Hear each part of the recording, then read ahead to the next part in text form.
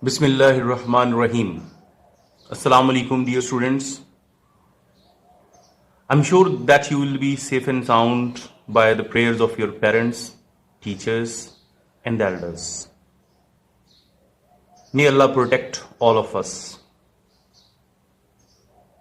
My name is Khalid Jatt, and you are with me in today's lecture to learn physics.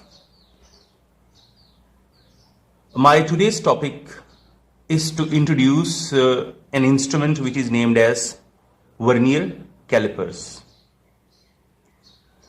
Vernier calipers is a device or instrument that is used to measure length and diameter of an object correct up to 1/10th part of a millimeter.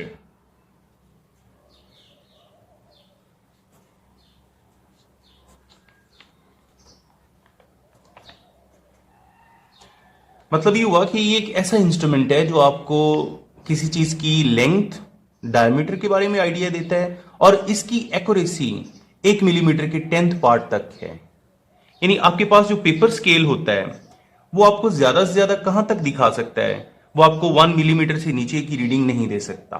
इसका मतलब ये हुआ कि if you want to measure the very fine objects, very thin objects, then you have to go down from the millimeter scale. For that purpose, you have to use this instrument. It is named as vernier calipers. This one is the paper scale.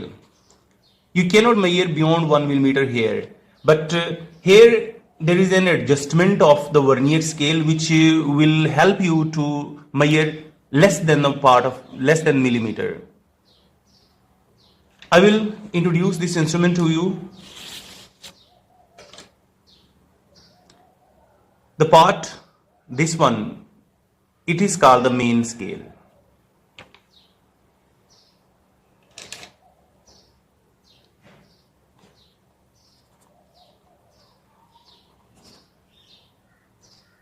Main scale carries two divisions, two scales. One, it is on the upper side which is named as imperial scale.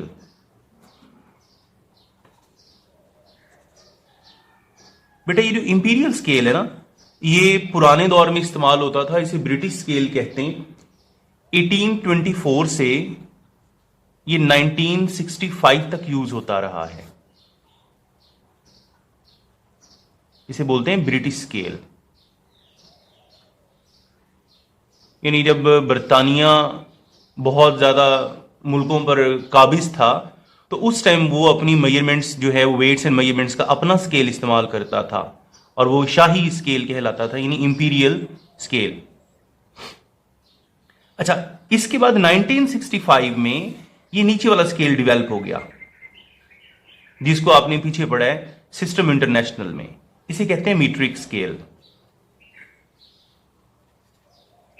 जिसकी बुनियाद हमने जो length के बारे में पढ़ लिया कि वो उसका जो बेस यूनिट है वो क्या है, मीटर। इस वजह से इसको क्या बोलते हैं, मीट्रिक स्केल। अच्छा, इसके बाद ये वाले जो जॉज हैं, ये जो आपको जो नीचे नजर आ रहे हैं, इन्हें हम क्या बोलते हैं, आउटर जॉज। ये वाले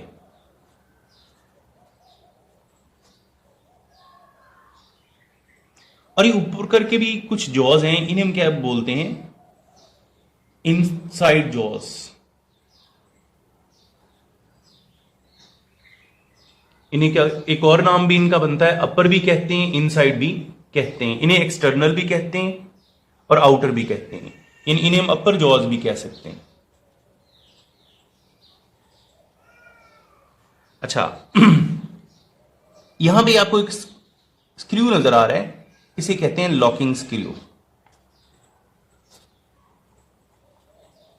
यानी जब आप कोई रीडिंग ले लें उसके बाद आप सिस्टम को लॉक करना चाहें कि भी वो हिले ना, तो उस टाइम इसको टाइट कर दिया जाता है।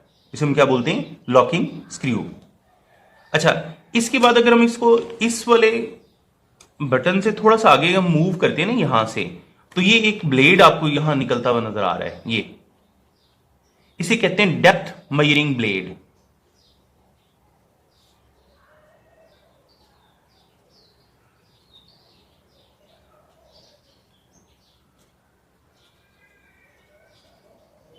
अब ये वर्क कैसे करता है ये हम थोड़ा सा बाद में बताते हैं आपको।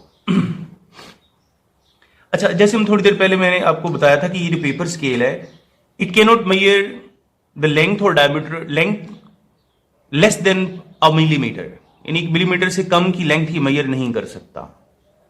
तो इसका मतलब ये हुआ कि इसका जो लीस्ट काउंट है वो हो गया 1 millimeter. But the instrument which you are looking on your screen can measure correct up to 1/10 part of a millimeter. यानी इसका मतलब यह है कि 1 मिलीमीटर के 10वें हिस्से तक सही दिखा सकता है। So least count of this instrument is 0.1 millimetre, because 1 को अगर हम 10 पे डिवाइड करते हैं तो क्या आता है 0.1। ओके, इसके लिए एक छोटा सा फॉर्मूला भी है लीस्ट काउंट यानी मालूम करने के लिए। Smallest reading on main scale divided by number of division on vernier scale.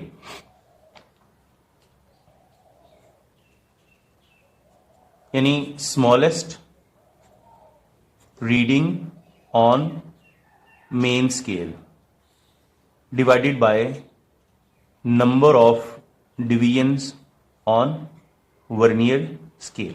अब जरा देखें, इसके बारे में मैंने आपको बता दिया कि वर्नियर स्केल है, तो ये वाला हिस्सा जो कि मूवेबल जॉ के साथ अटैच है, देखो ना ये जॉस भी दो हैं ये वाले, एक ये मूवेबल है जो आपको नजर आ रहा है मूव करता हुआ, यहां से मैं प्रेस करता हूं अपने थंब से तो ये आगे पीछे मूव करता है, और ये कौन सा है इमूवेबल।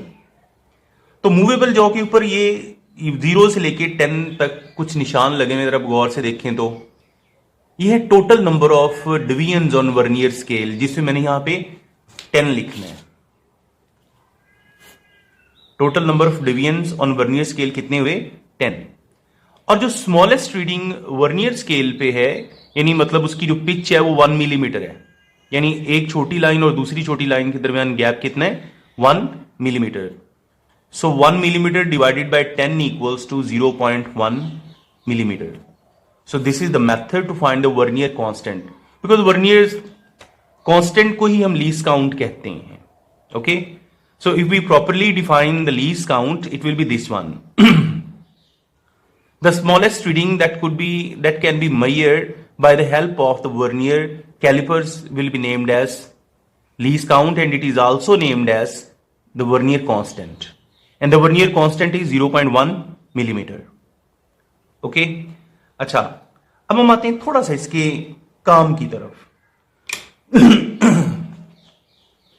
ये कैसे वर्क करता है? वर्क करने से पहले आपको दो चीजों के बारे में पता होना चाहिए, और वो है zero error.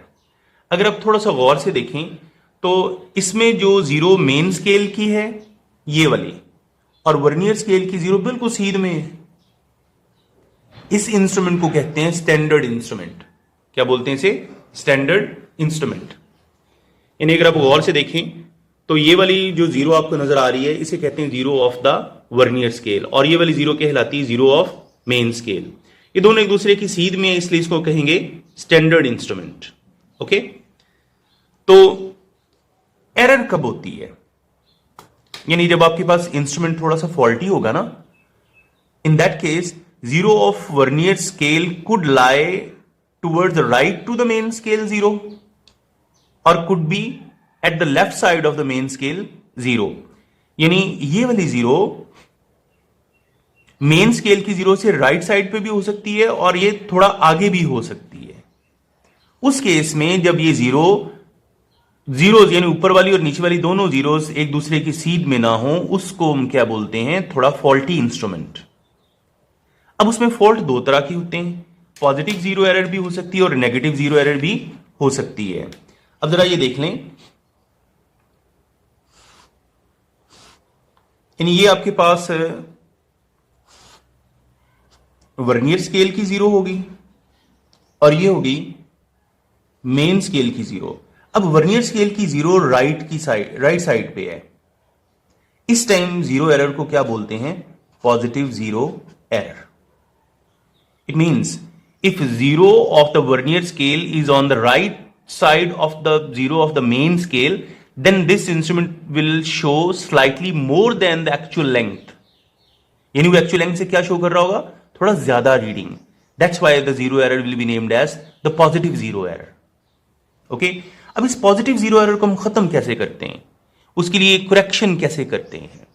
So in case of positive zero error, correction factor is subtracted from the observed measurement. यानी जो जीरो करेक्शन होगी ना, उसके लिए जो आपकी जो रीडिंग आएगी, जो भी आप यहां पे लेंगे, जो इंस्ट्रूमेंट यहां पे कोई चीज पुट करके डायमीटर लेते हैं, लेंथ लेते हैं, उसमें से जो आपकी जीरो एरर है उसे सबट्रैक्ट किया जाएगा। यानी जो आपकी रीडिंग आई है उसमें से जीरो एरर को क्या किया जाएगा, सबट्रैक्ट किया जाएगा। It will be the correction factor.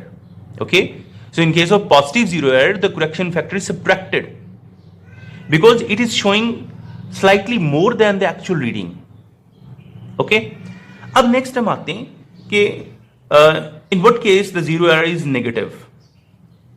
ये मैंने बोला था जीरो मेन स्केल की, और ये जीरो कौन सी है, वर्नियर स्केल की। यानी ये वाली जीरो मेन स्केल की और ये वाली जीरो किसकी है, वर्नियर स्केल की। अब अगर आपके पास सिस्टम ऐसा आ जाए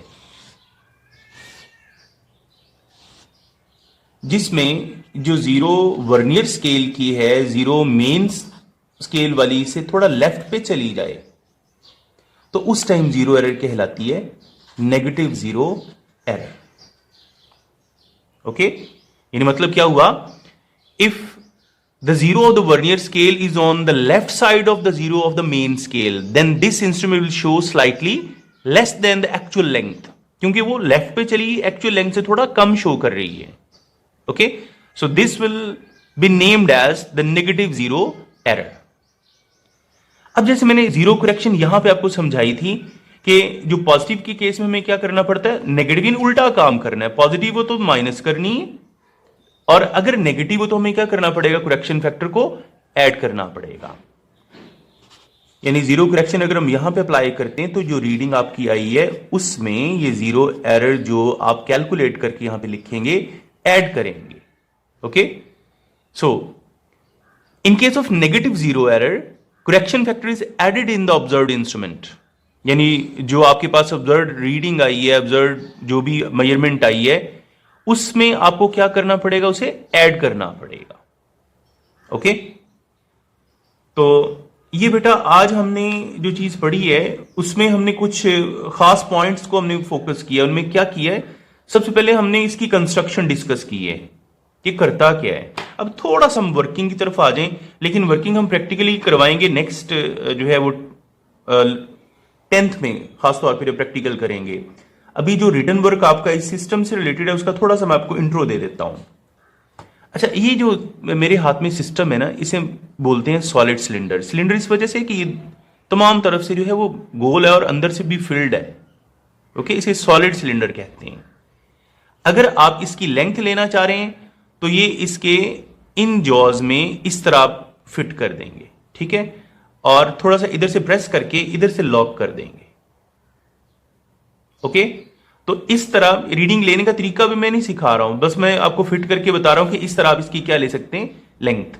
फिर ये जीरो मेन स्केल के किस पॉइंट से आ गया वो हम बाद में करेंगे, ठीक है। तो अब अगर हम इसका, क्योंकि अगर मैं इसको भी रीडिंग भी फिर लेक्चर थोड़ा लंबा हो जाएगा, ये नेक्स्ट इसके लिए स्पेशल वर्क हम करेंगे इंशाल्लाह। अभी देखें, अगर मैं इसको इस तरह प्लेस करता हूं और यहां से लॉक कर देता हूं तो ये इसका क्या दे रही है, डायमीटर। तो मैंने आपके इस लेक्चर के स्टार्ट में बोला था कि vernier callipers is an instrument that is used to measure the length और diameter correct up to 1/10 part of a millimetre. Okay, अच्छा, इसके बाद हम आते हैं कि ये तो हो गया ना नीचे वाले जो जॉज हैं, आउटर जॉज, इनका काम। अब जो ऊपर वाले जॉज हैं, अपर जॉज जिन्हें कहते हैं, इनका काम क्या है। यानी फर्ज करें मेरे पास ये एक बोर्ड मार्कर का कैप है और मैं मालूम करना चाह रहा हूं कि इसका इंटरनल डायमीटर क्या हो गया। इस तरह तो मैं करूंगा ना, ये एक्सटर्नल डायमीटर आ गया, इसे क्या बोलते हैं, एक्सटर्नल डायमीटर। अब अगर मैं ये वाले जॉज इसके अंदर यूं फिट कर दूं, then it will be the internal diameter of this pen cap. Okay, तो ये इंटरनल डायमीटर और ये वाला कौन सा, एक्सटर्नल। एक्सटर्नल में से इंटरनल को माइनस करेंगे तो फिर हमें ये जो दीवार है इसकी थिकनेस का पता चल जाएगा कि ये जो वॉल बनी हुई है, ये जिस मटेरियल से बना हुआ है वो कितना थिक है। और ये काम हम किस में करते हैं? हॉलो सिलेंडर में। ये हॉलो सिलेंडर है और ये कौन सा है? Solid cylinder. इसके आप अंदर देख सकते हैं, इसके अंदर आप नहीं जा सकते, इसलिए इसे बोलते हैं सॉलिड सिलेंडर। और ये कौन सा है? Hollow cylinder. ओके, अच्छा, दूसरा ये जो मैंने आपको बताया था, ये डेप्थ मेजरिंग ब्लेड, इसका काम कैसे है ये भी देख लें। अगर आप देखें ना, यहां तक ये चीज इसके अंदर मैक्सिमम इसकी मतलब अटक रही है, इस तक ले जाने के बाद आप हल्का सा इसकी बाउंड्री के साथ टच करवा दें। अब इधर से जो रीडिंग आपको मिलेगी, it will give you the depth of this hollow cylinder. Okay, it means it can measure length, it can measure external diameter, it can measure internal diameter, and the depth measuring blade can help you to measure the depth of any hollow cylinder.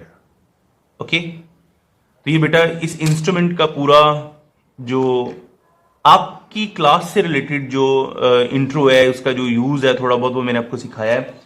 अब आपने आपकी मतलब book work इसमें क्या होगा जिसकी मदद से आपने लर्निंग करनी है, अब उस पर आ जाते हैं।